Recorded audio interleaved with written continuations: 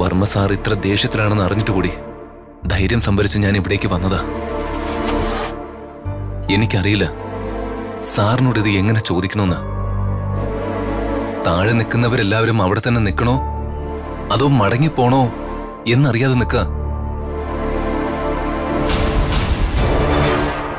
വന്ന ഗസ്റ്റുകളെയൊക്കെ ബുദ്ധിമുട്ടിച്ച് വർമ്മ സാർ ഇവിടെ വന്ന് നിൽക്കുന്നത് ശരിയാണോ? അത് തെറ്റല്ലേ സാർ? നീ എന്തിനാണ് ഇവിടേക്ക് വന്നതെന്ന് എനിക്ക് മനസ്സിലായി. പക്ഷേ വർമ്മ സാർ എന്തിനാണ് ഫംഗ്ഷനിൽ നിന്ന് അത്രയും ദേഷ്യപ്പെട്ട് ഇവിടേക്ക് വന്നതെന്ന് എനിക്ക് മനസ്സിലാവുന്നില്ല.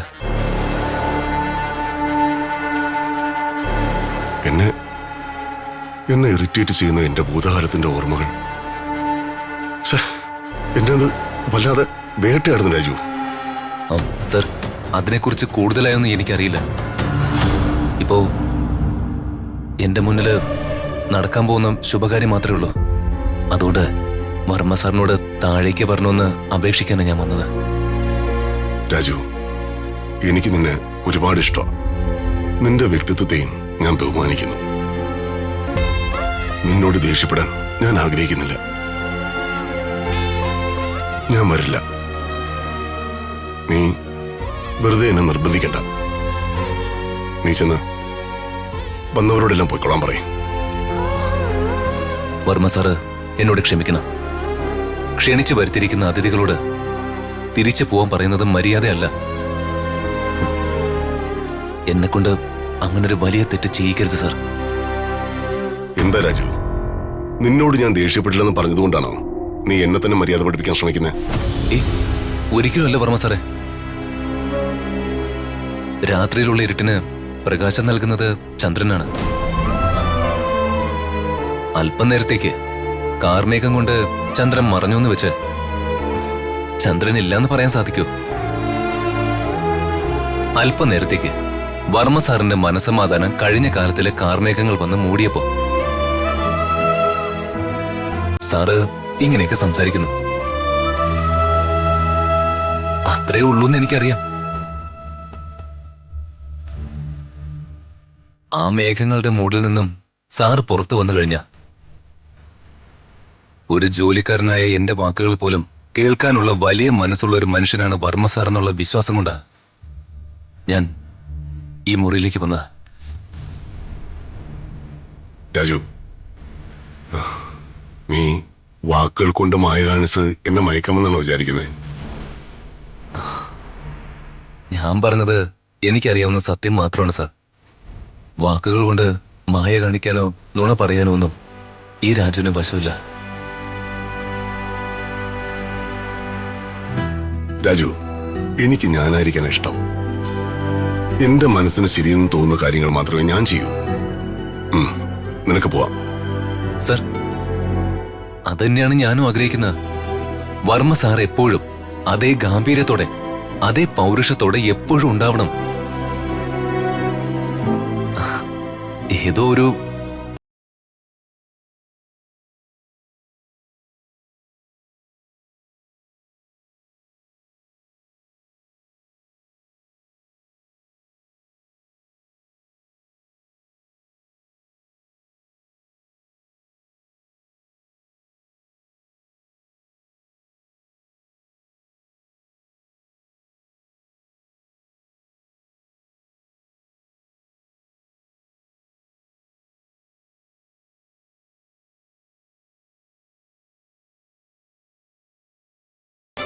എന്നെ കൊണ്ടാവുന്നില്ല രാജു. എന്നോ തറച്ചാമുള്ളു ഇന്നും എന്നെ വല്ലാതെ വേദനിപ്പിക്കുക.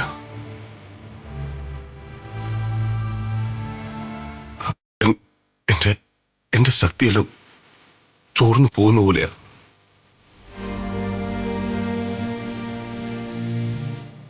ആ ഇരുളിന്റെ മറവിൽ നിന്നും എന്നെ ഒരു ശക്തിക്കും ഇതുവരെ പുറത്തു കൊണ്ടുവരാൻ കഴിഞ്ഞിട്ടില്ല.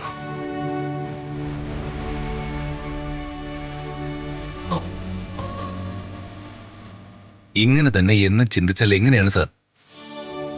ഋതിക മാഡത്തിന്റെ എൻഗേജ്മെന്റ് നടത്തേണ്ടത് പിതാവായ വർമ്മ സാറിന്റെ ഉത്തരവാദിത്വം. ഇപ്പൊ ഈ എൻഗേജ്മെന്റ് മുടങ്ങിയ അതിന്റെ ചീത്തപ്പേര് ആർക്കാ?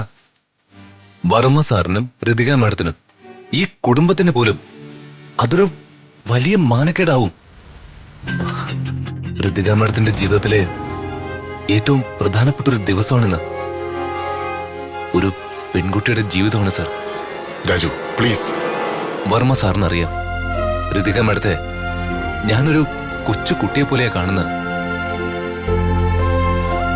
ഓരോ പ്രശ്നങ്ങളിൽ നിന്നും ഋതിക മാഡത്തെ ഞാൻ സേവ് ചെയ്യാൻ ശ്രമിക്കുന്നത് മാഡത്തോട് എനിക്ക് അത്രയും ബഹുമാനവും കരുതലും ഉള്ളതുകൊണ്ടാ.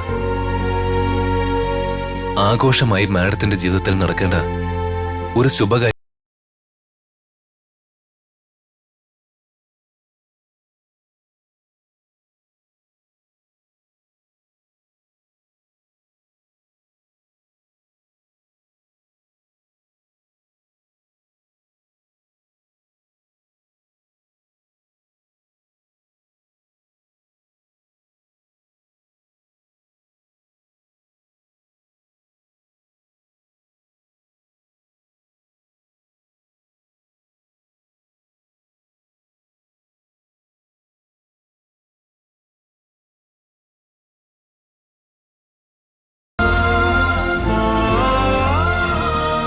ഋതിക മാഡത്തിനോട് ദേഷ്യമാണെങ്കിലും ഒരു കുറവുമില്ലാതെ വർമ്മ സാറ് മാഡത്തെ വളർത്തി വലുതാക്കി. ഇപ്പോ അതേ മകളുടെ വിവാഹം നടത്തേണ്ട നാളുകളാണ് വന്നുകൊണ്ടിരിക്കുന്നത്. വർമ്മ സാറ് പറയണം പ്ലീസ്. രാജു, മറ്റാർക്കും വേണ്ടിയല്ല, നിനക്ക് വേണ്ടി. നിനക്ക് വേണ്ടി ഞാൻ വരാം. ചെല്ല. എന്താ സാർ?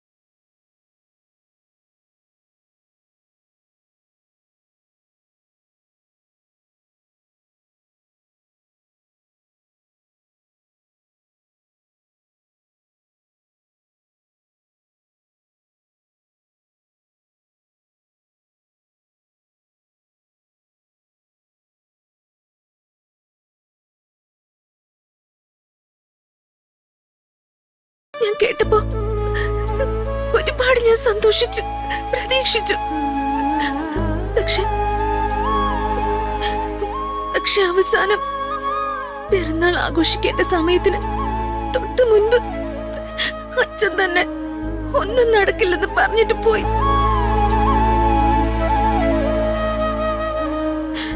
എന്റെ അച്ഛന്റെ കൂടെ പിറന്നാൾ ആഘോഷിക്കാനുള്ള ഭാഗ്യം ഈ ജന്മം എനിക്കുണ്ടാവില്ല. വിഷമിക്കല്ലേ ചേച്ചി, ഒന്നും വല്യച്ഛൻ മനഃപൂർവ്വം ചെയ്താണെന്ന് എനിക്ക് തോന്നുന്നില്ല. വല്യച്ഛനെ ദേഷ്യം പിടിപ്പിക്കാൻ ആ അംബിക അമ്മായി ആ ദീപക്കേട്ടൻ നടത്തി കളിയാണെന്നാ എനിക്ക് തോന്നുന്നത്. ചേച്ചി ചെറുതായിട്ട് സന്തോഷിക്കുന്നത് പോലും അവർക്ക് കണ്ടാ സഹിക്കില്ല. അപ്പൊ തുടങ്ങും രണ്ടെണ്ണത്തിന് കണ്ണുകടി. അല്ല, ഋതിക മാഡം എന്താ ഇവിടെ നിൽക്കുന്നേ? ഞാൻ പിന്നെ എവിടെ ഇരിക്കാനാ? ഇവിടെ നിന്ന് ഇങ്ങനെ കരയാതെ മാഡം താഴേക്ക് ഇറങ്ങി വന്നേ. എന്തിന്? അവിടെ വന്നിരിക്കുന്നവരുടെയൊക്കെ സാധാപം കാണാനോ? അല്ല മാഡം, അവിടെ കേക്ക് കട്ട് ചെയ്യാൻ. കേക്ക് കട്ട് ചെയ്യാനോ? ഒന്നും വേണ്ടെന്ന് പറഞ്ഞ് പോയില്ലേ അച്ഛൻ? ആ ദേഷ്യമൊക്കെ വർമ്മ സാറിന് മാറി.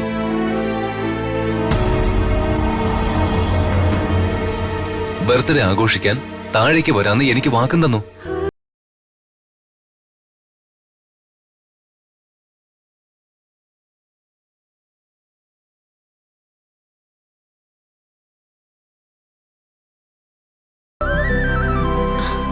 സത്യാണോ രാജുവേട്ടാ?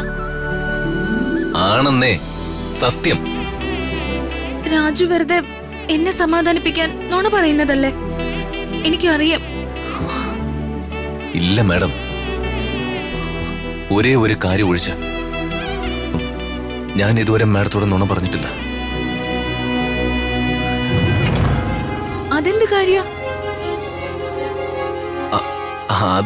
അതാണ് ഇപ്പൊ വലിയ കാര്യം. മാഡം വന്നേ. വർമ്മ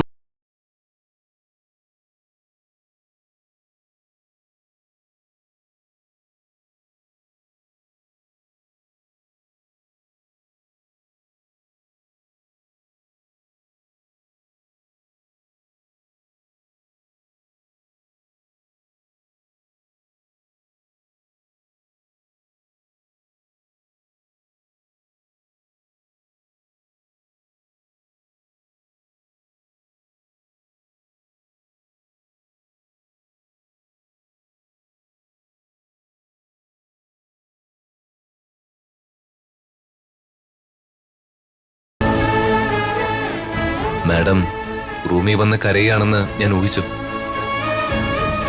അതുകൊണ്ടാ ഞാൻ ആദ്യം വർമ്മ സാറിന്റെ പിന്നാലെ പോയത്. ചെന്നപ്പോ വർമ്മ സാറ് ഭയങ്കര ദേഷ്യത്തില്.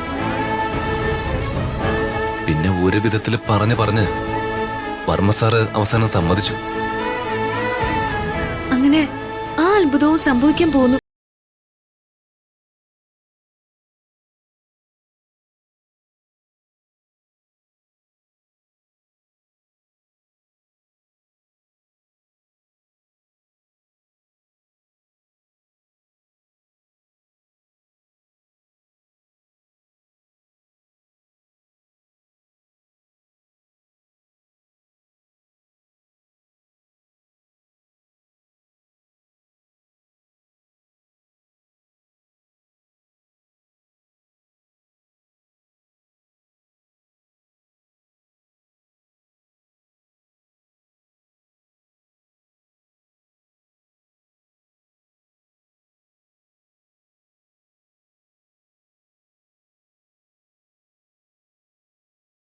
നന്നായിട്ട് ആലോചിച്ച് എഴുതിയാൽ മതി.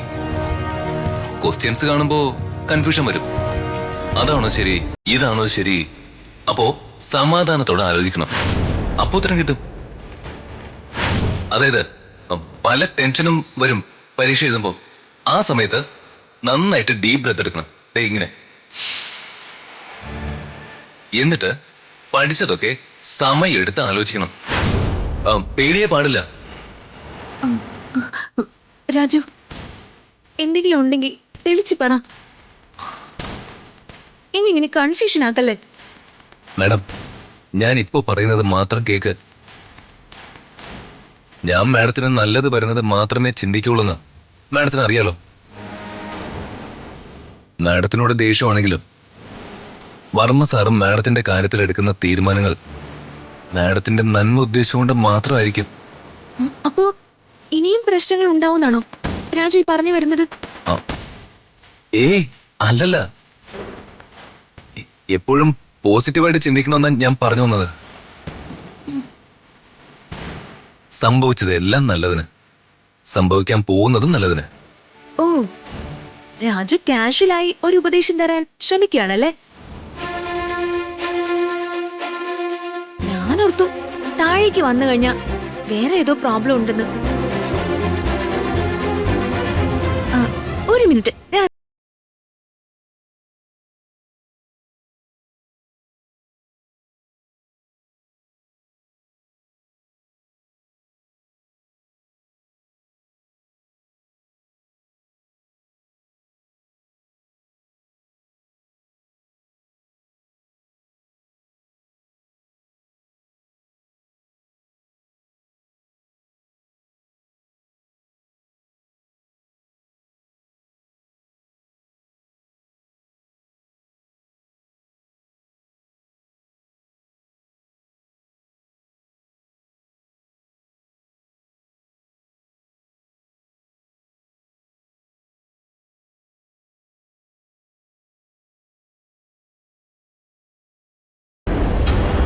ബർത്ത്ഡേ സെലിബ്രേഷൻ നടക്കുവോ ഇല്ലേ എന്നുള്ള അവിടെ നിൽക്കട്ടെ. എൻഗേജ്മെന്റ് നടക്കുവോ? ശേ, അല്ല, എല്ലാം കഴിഞ്ഞ് ഇത്രയും വർഷങ്ങളായിട്ടും ഈ പ്രതാപൻ ഇതുവരെ ഒന്നും മറക്കാൻ കഴിയാത്തത് ഭയങ്കരം തന്നെ. പത്മാവതിയെ അത്രയ്ക്ക് ആത്മാർത്ഥമായിട്ട് അവൻ പ്രണയിച്ചതല്ലേ. വർമ്മയുടെ മനസ്സിനേറ്റിട്ടുള്ള മുറിവ് അത് നമ്മളൊക്കെ വിചാരിക്കുന്നതിലും ഒരുപാട് വലുതാ. എന്നാലും ഇങ്ങനെയുണ്ട് ഒരു പിടിവാശി. ശോ, എന്തൊരു കഷ്ട. പാവ ഋതിക മോള്. അച്ഛൻ പിറന്നാൾ ആഘോഷിക്കാൻ പോവാന്ന് പറഞ്ഞ് നിലത്തും താഴെയൊന്നുമല്ല ആ കുട്ടി നിന്നത്. നിമിഷ നേരം കൊണ്ടല്ലേ എല്ലാം തലകീഴായി മറിഞ്ഞത്. ദൈവം ഒന്ന് സമാധാനിക്കരാതെ. രാജു വർമ്മ സാറിന്റെ അടുത്തേക്കല്ലേ പോയിരിക്കണേ. അവൻ സാറിനെ സമാധാനപ്പെടുത്തും. അല്ല, ഋതിക മേഡം എവിടെ പോയി? ദേ വരുന്നു രണ്ടാളും.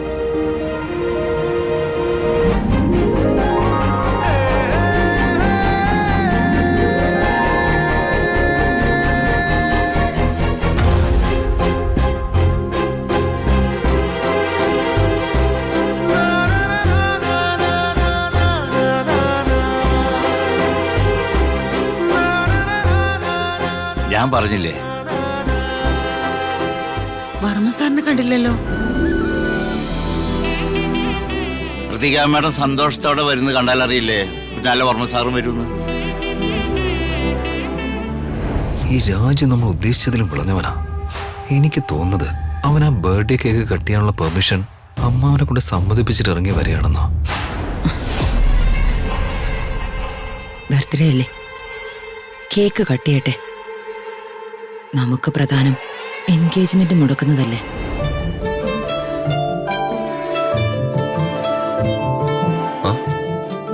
എന്തെല്ലാരും ഇങ്ങനെ നോക്കുന്നേ? ഋതിക അമ്മയുടെ കേക്ക് കെട്ടിയാൻ പോവാ. അല്ല, ആ ഇവന്റ് മാനേജ്മെന്റ് ആളവിടെ. സർ, ആ കേക്ക് ഇങ്ങോട്ട് എടുത്തോളൂ. Okay sir. അല്ല, എന്റെ അനിയനില്ലാതെ കേക്ക് കെട്ടിയാനോ? അതെങ്ങനെ ശരിയാകും?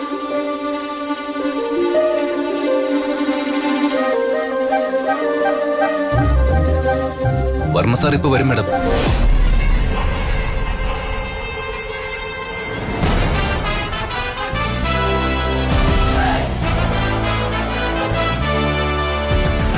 അംബിക മേഡം, അങ്ങോട്ട് നോക്കി.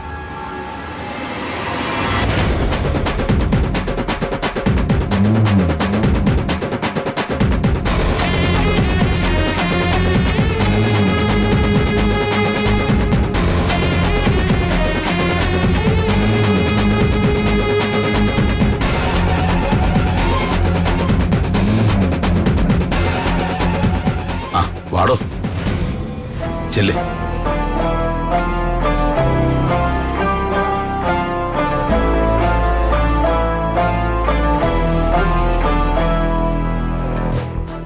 ഋതിക മേഡം, ഇനി എന്താ താമസം?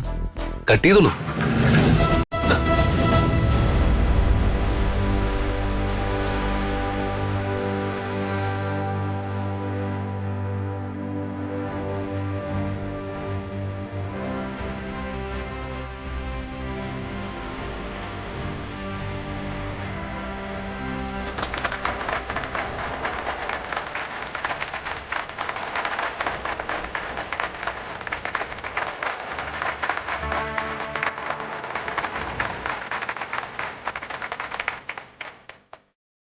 എന്താ മേഡം മടിക്കുന്നത്? ആദ്യം മധുരം വർമ്മ സാറിന് നൽകുക.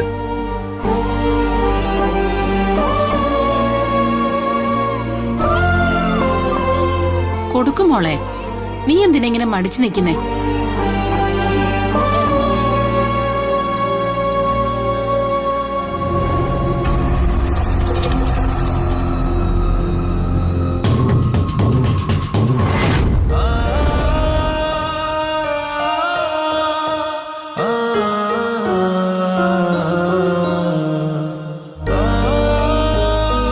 എടോ വർമ്മേ, ഒരു പീസ് കേക്ക് എടുത്ത് ഋതുമോക്ക് കൊടുക്ക്.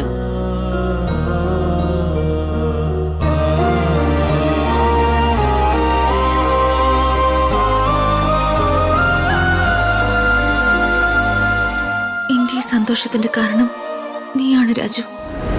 അമ്മേ, ബർത്ത്ഡേ സെലിബ്രേഷൻ മാത്രമാണോ അതോ എൻഗേജ്മെന്റ് കൈകെട്ടിയെന്ന് കാണേണ്ടി വരുമോ നമുക്ക്?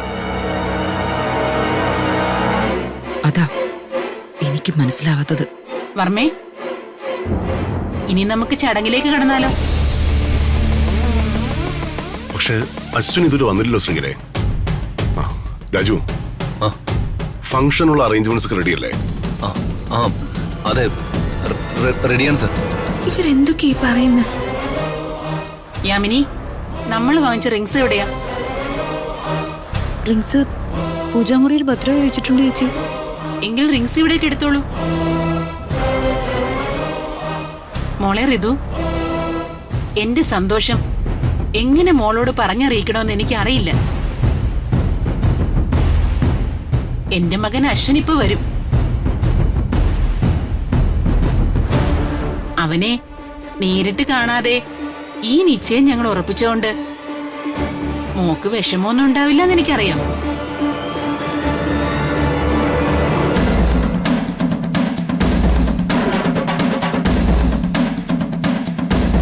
ഇത് നിങ്ങളുടെ ദിവസമാണ്.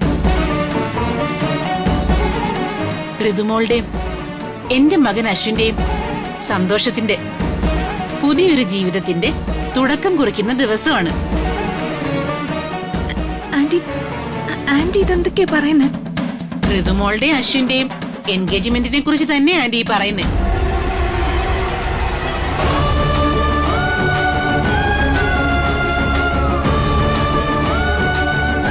ഈ എൻഗേജ്മെന്റിന്റെ കാര്യം രാജുവിനറിയായിരുന്നോ?